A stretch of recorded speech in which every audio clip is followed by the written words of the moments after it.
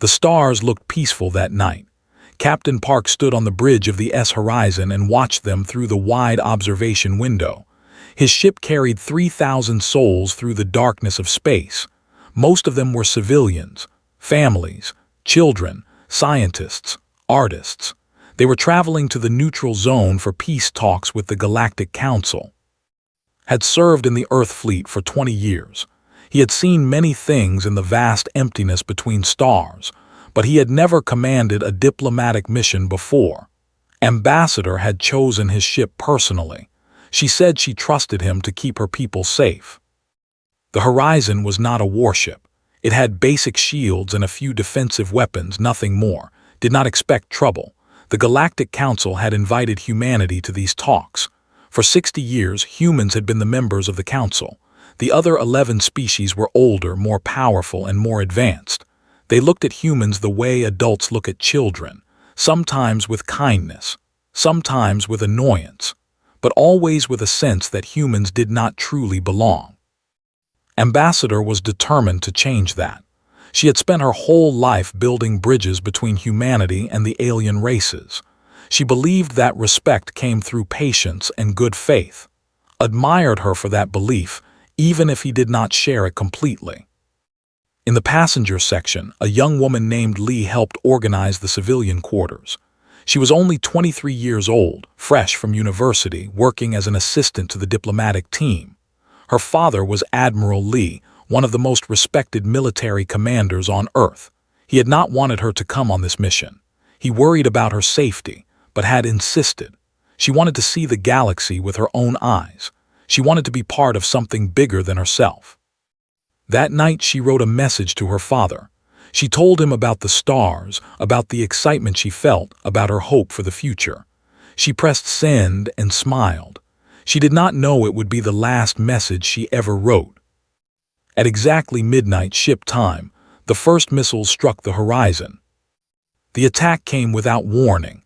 No hails, no demands, just fire and death raining down from the darkness.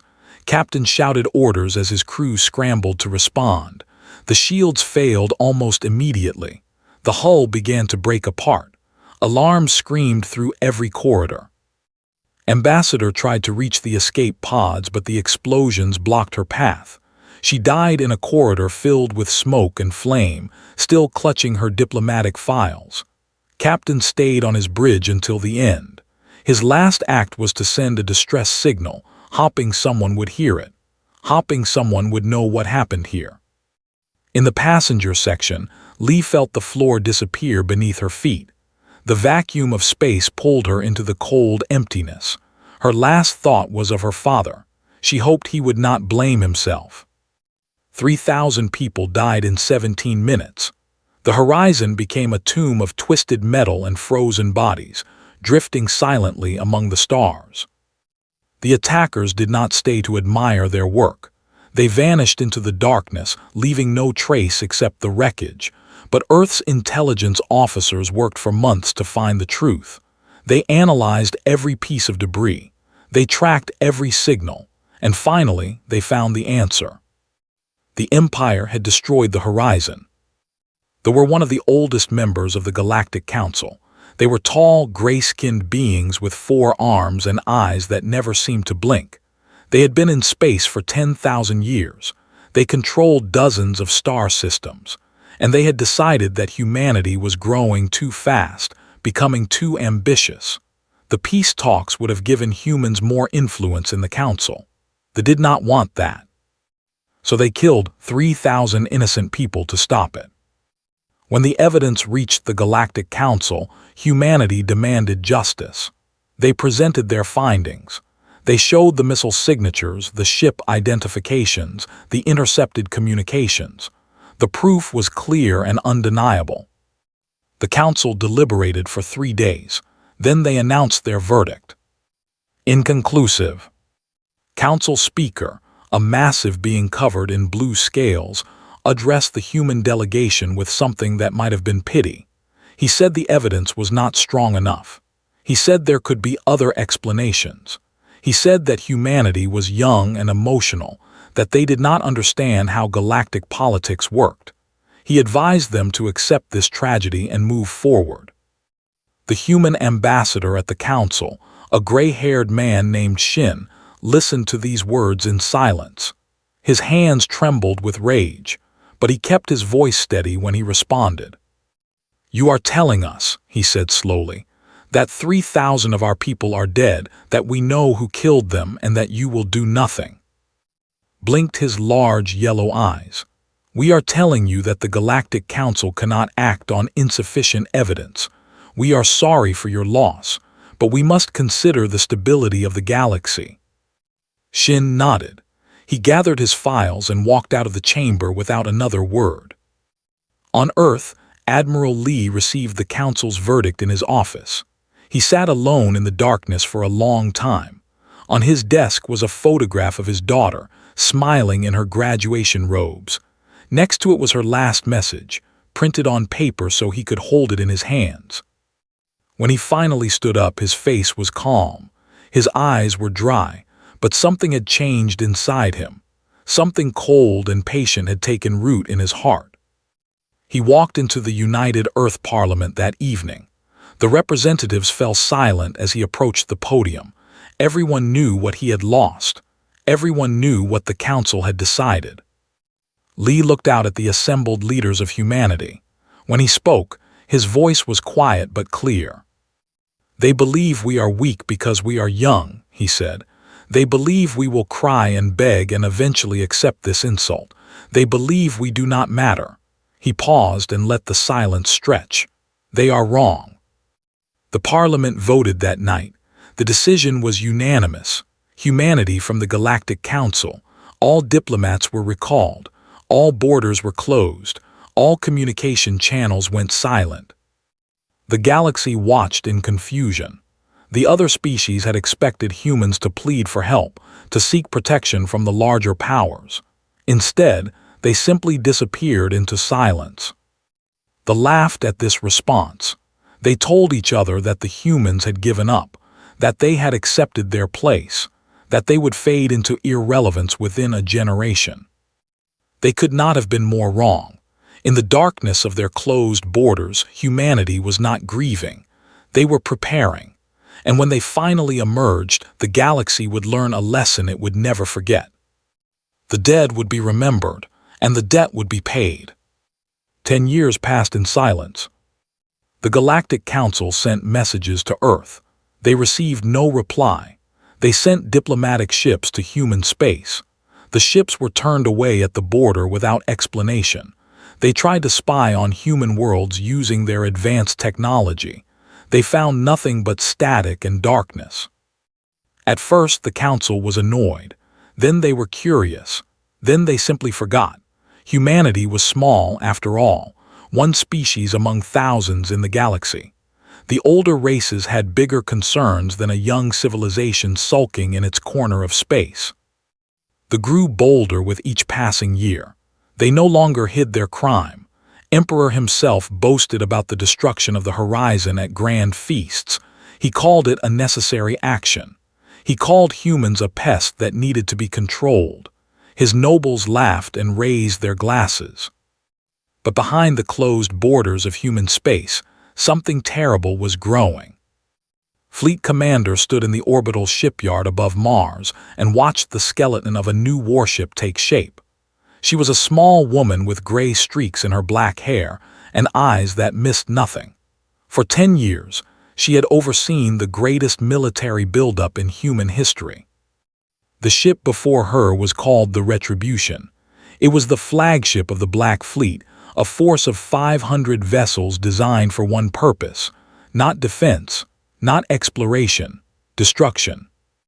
During their 60 years in the Galactic Council, humans had studied every species they encountered. They learned how shields worked. They discovered the weakness in armor. They mapped the blind spots in Council sensor networks.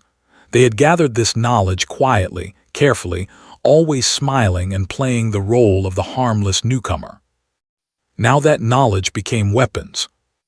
Walked through the shipyard with her senior engineer, a young man named. He showed her the new plasma cannons, reverse-engineered from technology but twice as powerful. He demonstrated the fold space drives, faster and more accurate than anything the Council possessed. He explained the stealth systems that could hide an entire fleet from detection. "How long until full deployment?" asked. "6 months," replied. "Then we will be ready." Nodded. 6 months. After 10 years of waiting, 6 more months seemed like nothing. Across human space, similar preparations were. On the moon of Europa, Intelligence Director Minu ran his operation from a bunker buried beneath the ice. He was a thin man with a gentle face that hid a brilliant and ruthless mind. For 10 years, he had built a network of spies that stretched across the entire galaxy. His agents were everywhere. Some were humans who had stayed behind when the borders closed, pretending to be refugees or traders. Others were aliens who had been recruited through bribery, blackmail, or genuine sympathy for humanity's cause. A few were artificial intelligences, hidden in the computer systems of council governments. Minu knew the access codes to military networks. He knew the patrol routes of council border fleets. He knew the personal secrets of 100 powerful aliens, and he knew exactly which buttons to push when the time came. His most important asset was a scientist named. She had lost her family when Emperor purged his political enemies. She hated the Emperor more than any human ever could. For 5 years, she had fed Minu information from inside the government. She had helped him plant dormant viruses in their defense grid. When the day came, she would activate those viruses and open the door for the Black Fleet. On Earth, in a training facility hidden in the mountains of what was once called Korea, Commander Han Sara shaped a new kind of soldier. Sara was 35 years old. She had been a promising young officer when the Horizon was destroyed. Her younger brother had been on that ship, traveling with a school group to see the stars. He was 16 years old. He had wanted to become an astronaut. After his death, Sara volunteered for the Special Forces program. She trained harder than anyone. She pushed herself beyond all limits, and eventually she was chosen to lead the Ghost Division. The Ghosts were the deadliest soldiers humanity had ever produced. They trained in zero gravity and extreme temperatures. They learned to fight with guns, blades, and bare hands. They studied every alien species, learning their weaknesses, their pressure points, their fears. They were trained to kill quickly and silently, to strike from shadows and vanish without trace. But they were also trained to show restraint. Admiral Lee had made this clear from the beginning. Humanity would have its revenge, but they would not become monsters. They would destroy military targets. They would punish the guilty, but they would not harm civilians. They would not become the thing they hated. Himself had changed in the 10 years since his daughter's death. He was older now, his hair fully white, his face lined with grief and determination. He had been promoted to Supreme Commander of all human forces. Every decision about the coming war passed through his hands. He spent his days reviewing battle plans and his nights alone in his quarters, looking at the stars. Sometimes he talked to his daughter as if she could hear him. He told her what he was building. He told her why. He promised her that her death would not be meaningless. In the final year before the attack, the Council received one last communication from human space. It arrived on the 10th anniversary of the Horizon's destruction. Every government, every military base, every news network received the same message at the same moment. It contained only one word: remember. The Council did not understand. Some officials thought it was a glitch. Others thought it was a desperate cry for attention. Speaker dismissed it entirely. "The humans are being dramatic," he said. "Ignore them." But a few beings in the galaxy felt a chill run through them. They had lived long enough to recognize a warning when they heard one. They began to make quiet preparations. They moved their families to safe locations. They transferred their wealth to hidden accounts. They watched the borders of human space with growing unease.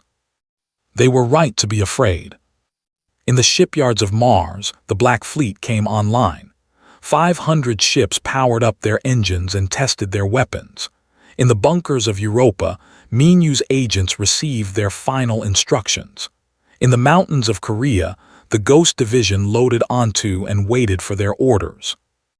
And in his command center on Earth, Admiral Lee stood before a wall of screens showing every ship, every soldier, every piece of the vast machine he had built over 10 years. Commander Hansara entered the room and stood beside him. She had a question she had wanted to ask for a long time. "Do you think they ever suspected," she asked, "that we were preparing all this time?" Shook his head slowly. "They looked at us and saw children playing at civilization. They never imagined that children could grow up." He turned to face her. "Are you ready?" Sara thought of her brother, his smile, his dreams, the empty space where he should have been standing. "I have been ready for 10 years, she said. Nodded. He reached for the communication console and opened a channel to every ship in the fleet. "All vessels," he said, his voice calm and steady. "This is Supreme Commander Lee. The waiting is over. Execute Operation Remembrance for the horizon, for our people, for humanity." The Black Fleet began to move, and the galaxy was about to learn that silence was not surrender. It was preparation. It was called Prime. It was a beautiful planet with purple skies and silver oceans. 50 billion beings lived on its surface. Their cities reached toward the clouds. Their ships filled the orbital stations. Their military was the pride of the Galactic Council. On the morning of the attack, everything seemed normal. Emperor was having breakfast in his palace, surrounded by his advisors. The defense grid showed no threats. The patrol fleets reported nothing unusual. The galaxy was at peace. Then, at exactly sunrise, every screen on the planet went dark. The defense grid collapsed. Every weapon platform, every sensor array, every communication satellite simply stopped working. In the orbital stations, warships lost power. Their engines died. Their weapons went offline. They drifted helplessly, unable to move or fight. In her hiding place on the planet below, the scientist watched her console and smiled. The viruses she had planted over 5 years had worked perfectly. The mighty military was blind, deaf, and paralyzed. Then the Black Fleet arrived. They emerged from fold space like ghosts appearing from shadows. 500 human warships, sleek and black, surrounding the planet in a perfect sphere. At their center was the Retribution, the flagship, with Captain standing on its bridge. Was 40 years old, a career officer who had lost his wife in the Horizon attack. She had been a doctor, traveling to the peace talks to set up a medical exchange program. Now, he commanded the most powerful warship humanity had ever built. "Open a channel to the planet," he ordered, "all frequencies." The communication officer nodded. "Channel open, Captain." Admiral Lee's face appeared on screens across Prime. His voice reached every city, every home, every bunker where frightened huddled in confusion. "People have said," his voice was calm, almost gentle, "10 years ago your empire destroyed a ship called the Horizon. 3,000 of my people died. Among them was my daughter. Among them were children, scientists, artists, dreamers. They were traveling in peace. They carried no weapons. They posed no threat." He paused. Around the planet, billions have watched in growing horror. "Your emperor ordered their deaths. Your council protected him from justice. You believed humanity was too weak to respond. You believed we would accept our loss and move on." Eyes hardened. "You were wrong." The Black Fleet opened fire. But they did not target cities. They did not bomb civilians. Instead, every shot was precisely aimed at military targets, orbital stations, defense platforms, the paralyzed warships. One by one, the symbols of military power exploded into flame. Commander Hansara led the Ghost Division into the heart of Prime itself. 30 descended through the purple sky, carrying the deadliest soldiers humanity had ever trained. Their targets were military bases, command centers, weapons factories. Nothing else. Sora landed with her team outside the main military headquarters. Soldiers rushed out to meet them, but they were confused and poorly coordinated. Their communications were down. Their commanders could not reach them. They fought bravely, but they had no chance. The ghosts moved like shadows. They used the soldiers' own tactics against them, exploiting weaknesses that human intelligence had identified years ago. In 30 minutes, the headquarters was secured. The general in command surrendered, his 4 arms raised in defeat. Across the planet, similar scenes played out. Every military installation fell. Every defensive position was overwhelmed. The military, which had terrorized the galaxy for 10,000 years, collapsed in less than 4 hours. But Sora's most important mission was still ahead. She took her best soldiers and moved toward the Imperial Palace. Emperor had watched the battle from his throne room. He had seen his fleet destroyed. He had seen his army shattered. Now he saw human soldiers approaching his gates, and for the first time in his long life, he felt real fear. "Defend me," he screamed at his guards. "Kill them all." The palace guards were elite warriors, the best the Empire had, but they were facing the Ghost Division. The battle lasted 11 minutes.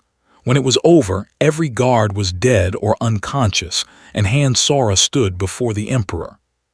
She looked at him for a long moment. This was the being who had ordered the death of her brother. This was the monster who had laughed about it at his feasts. She could kill him with a single shot. No one would blame her. Instead, she lowered her weapon. "You will stand trial," she said. "You will face human justice, and you will spend the rest of your life remembering what you did." Sneered at her, trying to hide his terror. "You think this changes anything? The Council will never allow this. They will crush your pathetic species." Sora smiled, but there was no warmth in it. "The Council is welcome to try." In orbit, Captain broadcast the battle footage to every corner of the galaxy.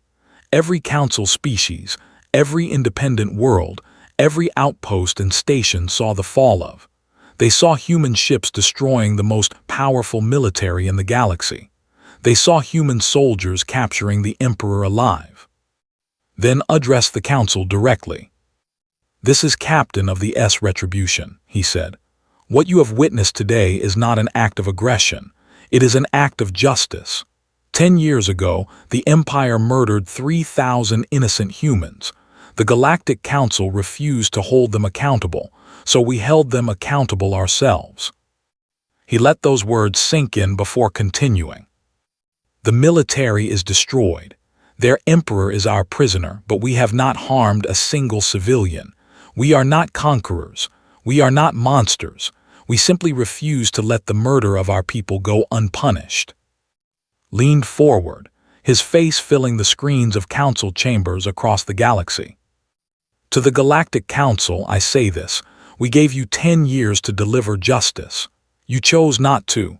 Now you have seen what humanity is capable of. Remember this day. Remember what happens when you harm our people and expect no consequences." He paused, and his voice grew cold. "We remember everything, and we repay every debt." The transmission ended. Across the galaxy, billions of beings sat in stunned silence. The oldest and most powerful species in the Council had been humiliated in a single morning. Their emperor was in chains. Their fleet was scattered wreckage. Their pride was broken. And the humans, the young and weak newcomers, the species that the galaxy had dismissed as irrelevant, had done this. In 10 years of silence, they had transformed themselves into a force that could challenge the mightiest empire in known space. The Galactic Council called an emergency session. For the first time in 500 years, every member species attended in person. They had many things to discuss, but one question dominated all others. What would humanity do next? And the answer to that question terrified them more than anything they had ever faced before. The Galactic Council met on a space station called the Nexus. It floated at the center of known space, a massive structure of crystal and metal where the great powers gathered to decide the fate of civilizations.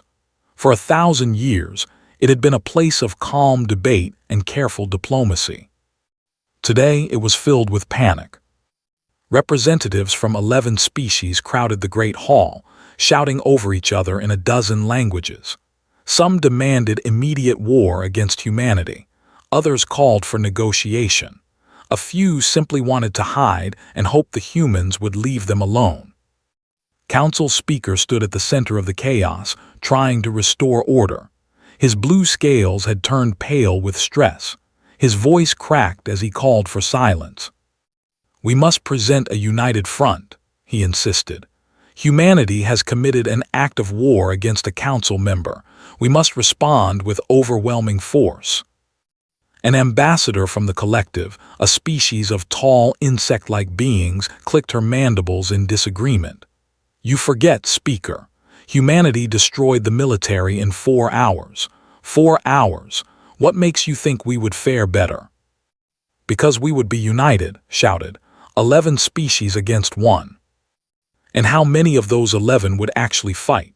asked the representative from the Union, a small gray alien with enormous eyes. "I can tell you now that my people have no intention of dying for pride." The argument continued for hours, but it stopped instantly when the doors of the chamber opened and Admiral Lee walked in. He was alone except for 2 companions. On his right stood Commander Hansara, her Ghost Division uniform still bearing the dust of Prime. On his left stood Lieutenant, a young soldier barely 25 years old. His face was calm, but her eyes burned with a cold light. She had lost her entire family on the horizon. Her parents, her younger sister, her grandmother, all gone in 17 minutes. Walked to the center of the chamber and looked at the assembled representatives. He did not bow. He did not ask for permission to speak. He simply waited until every eye was on him. "I am Admiral Lee," he said, "Supreme Commander of the Human Defense Force. I have come to explain what happens next." Tried to interrupt. "You have no right to speak here. You are not a council member. You have committed crimes against." "Be silent." His voice was quiet, but something in it made words die in his throat. The speaker stumbled backward, suddenly aware that he was standing in front of a predator. 10 years ago," continued, "I stood in this chamber as a grieving father. I presented evidence that the Empire had murdered 3,000 of my people. I asked for justice." He looked at with contempt. "You gave me excuses." He reached into his coat and pulled out a small device. With a tap, holographic images appeared in the air above the chamber. Documents, communications, video recordings. "In the years since," said, "my intelligence services have been very busy. We have learned many things about the Council. For example, we learned that they did not act alone." The chamber went silent. 4 other Council species knew about the attack on the horizon before it happened. They were informed by intelligence. They chose to remain silent, began to name them. The Assembly, the Collective, the Union, the Syndicate of. 4 delegations in the chamber went pale. Their representatives tried to protest, to deny, to explain, but the evidence was already appearing on their screens. Intercepted messages, recorded conversations, proof that could not be. "You knew," said. "You knew they were going to kill our people and you did nothing. Some of you even profited from it. The received trade concessions from the were promised technology. The simply enjoyed watching us suffer." Speaker found his voice again. "This is outrageous. You cannot prove." "I can prove everything," interrupted. "And I will. Every document, every recording, every piece of evidence will be released to the galactic press within the hour. Your own people will see how you betrayed the youngest member of this council, how you let innocent beings die for political convenience." He turned to face the full chamber. "But that is not why I am here today. I am here to demonstrate something more important, to show you what humanity has become while you were laughing at us." He nodded to Commander Hansara. She touched her communicator and spoke a single word. "Execute." Across the galaxy, Minu sleeper agents revealed themselves. On the planetary power grid flickered and died. Emergency broadcasts announced that human agents had infiltrated the central control systems. They could restore power whenever they chose, or not. On the Capitol Station, military computers suddenly displayed every secret defense code the Union possessed. A human voice announced that these codes had already been transmitted to Earth. On Prime, the speaker's personal files appeared on every public screen. His private communications, his hidden bank accounts, his recorded conversations where he mocked human suffering. In the syndicate of, the entire trade network froze.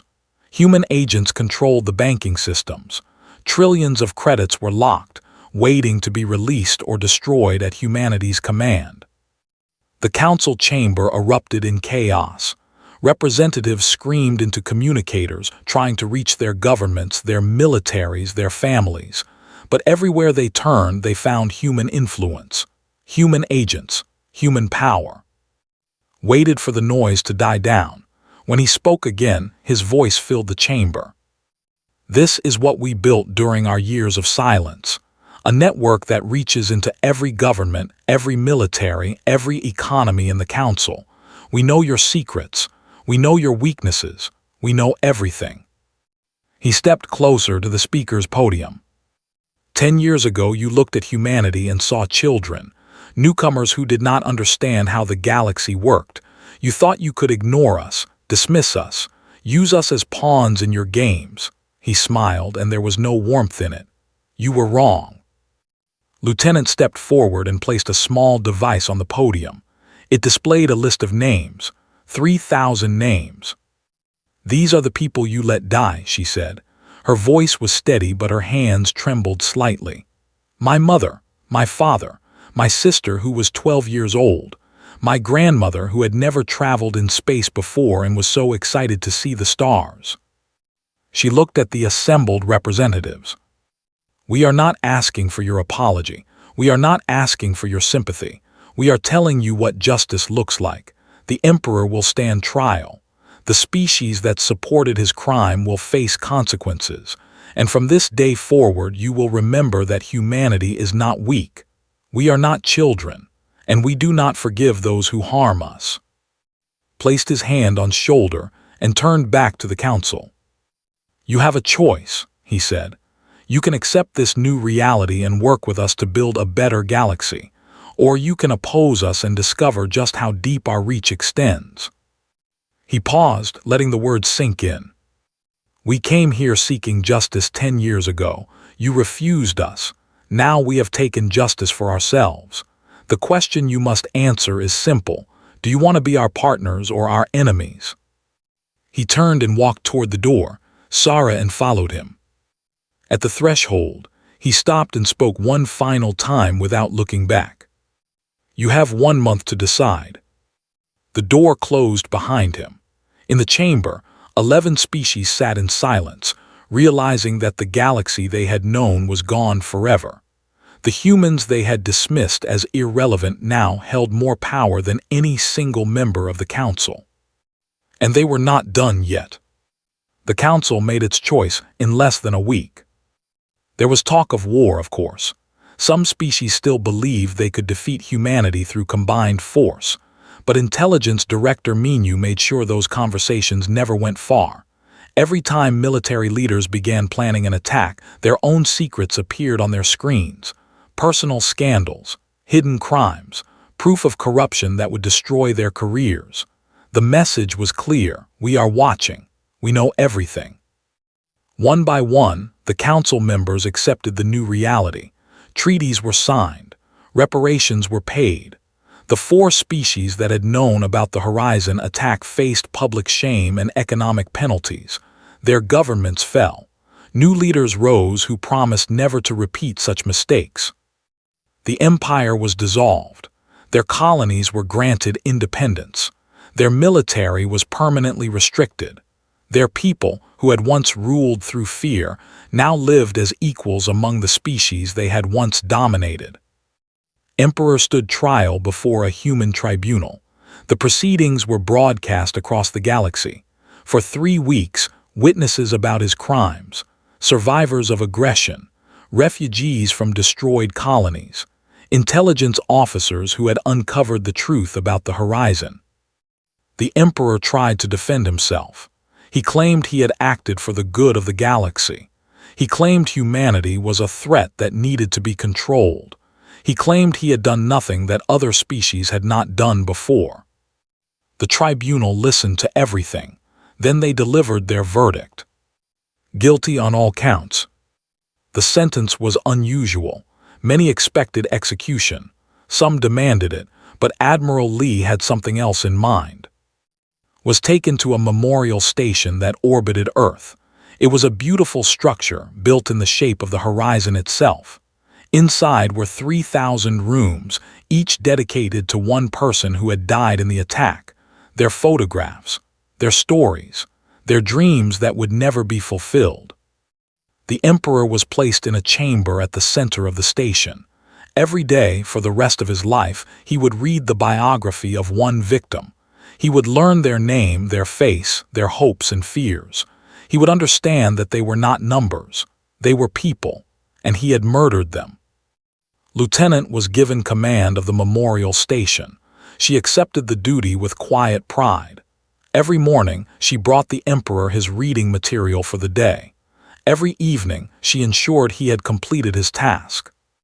"Why do you do this?" asked her once. "Why not simply kill me and be done with it?" Looked at him with cold eyes. "Because death is too easy," she said. "You would die once and it would be over. This way you die 3,000 times, once for every person you killed." She turned and walked away, leaving him alone with his memories and his guilt. On Earth, Admiral Lee announced his retirement. He had dedicated 10 years of his life to this mission. He had built the fleet. He had planned the campaign. He had delivered justice for his daughter. Now he was tired. His last official act was to visit the Memorial Garden in Seoul, where a statue had been erected in memory of the Horizon victims. He stood before his daughter's name, carved in stone, and placed her favorite flowers at its base. Commander Han Sora found him there as the sun set. "The Parliament wants to give you a medal," she said. "The biggest honor Earth has ever awarded." Shook his head. "I do not want medals. I did not do this for glory." "I know." Sora stood beside him, looking at the names on the wall. "But people need heroes. They need to believe that good can triumph over evil." "Is that what we are?" asked Good. Sora thought about it. "We did terrible things in the name of justice. We destroyed an empire. We humiliated a civilization. We proved that humanity can be as ruthless as any species in the galaxy." She paused. "But we also showed restraint. We did not kill civilians. We did not commit genocide. We proved that strength and mercy can exist together." Nodded slowly. "My daughter believed in building bridges. She believed that different species could learn to understand each other." He touched her name on the wall. "I wonder what she would think of what I have done." "I think she would be proud," Sora said. "You changed the galaxy. You made it safer for our people. And you did it without becoming a monster." They stood in silence for a while, watching the stars appear in the evening sky. "What will you do now?" asked. "The Parliament has asked me to become Supreme Commander," Sora replied. "Someone needs to maintain what we have built, to make sure the Council remembers why they should never harm us again." "And Captain?" "Fleet Admiral. He will command the Black Fleet, not for war anymore, but for protection." She smiled slightly. "Minyu is restructuring his intelligence network. He says we do not need spies anymore. We need diplomats who remember how to spy." Almost laughed. "That sounds like him." The sun disappeared below the horizon. The memorial garden grew dark, but lights along the pathways flickered on, illuminating the names of the dead. "There is something else," Sora said. "I have established a new protocol for all human ships and stations. Every vessel will carry a memorial plaque with the names of the 3,000. Every colony will have a remembrance day. Every generation will learn what happened and why. The Remembrance Protocol murmured. Yes, so that we never forget, and so that no one else ever forgets either. 10 years later, the galaxy had transformed. Humanity was no longer the youngest and weakest member of the Galactic Council. They were respected. They were feared. They were the power that other species thought twice about challenging. The Council itself had changed. New rules required transparency in all major decisions. No species could attack another without facing consequences from the entire community. The days of secret alliances and hidden betrayals were over. On the memorial station, Emperor had grown old. He had read 3,000 biographies. He knew every face, every name, every story. The arrogance that had once defined him was gone. In its place was something broken and empty.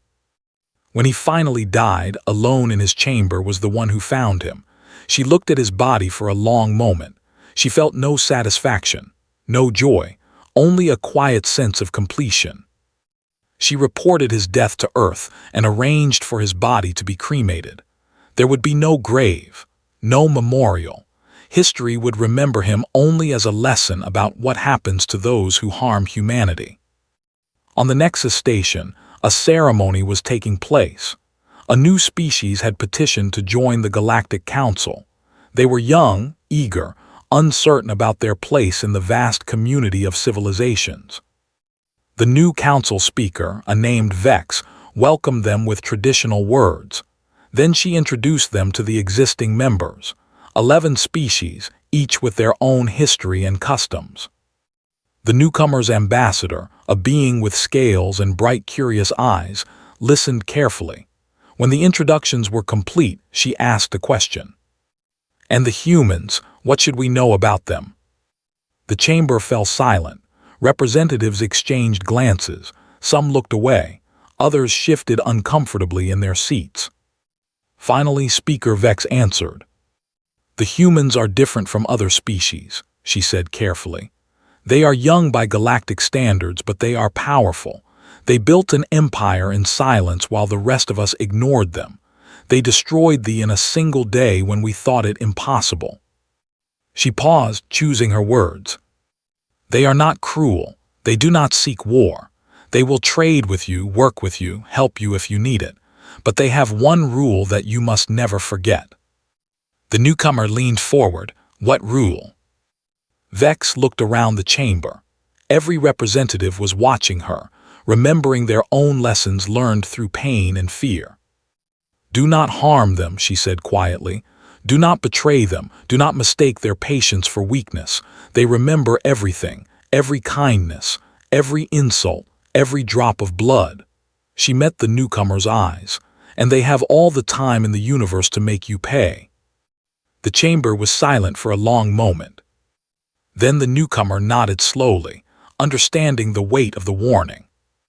Far away on Earth, the memorial garden in Seoul bloomed with flowers. Families visited the names of their lost loved ones. Children ran along the paths, laughing in the sunshine. And among the stars, the Black Fleet patrolled in silence, watching, waiting, remembering. The debt had been paid, but the lesson would never be forgotten. Humanity remembers. Humanity waits. And humanity always collects what it is owed.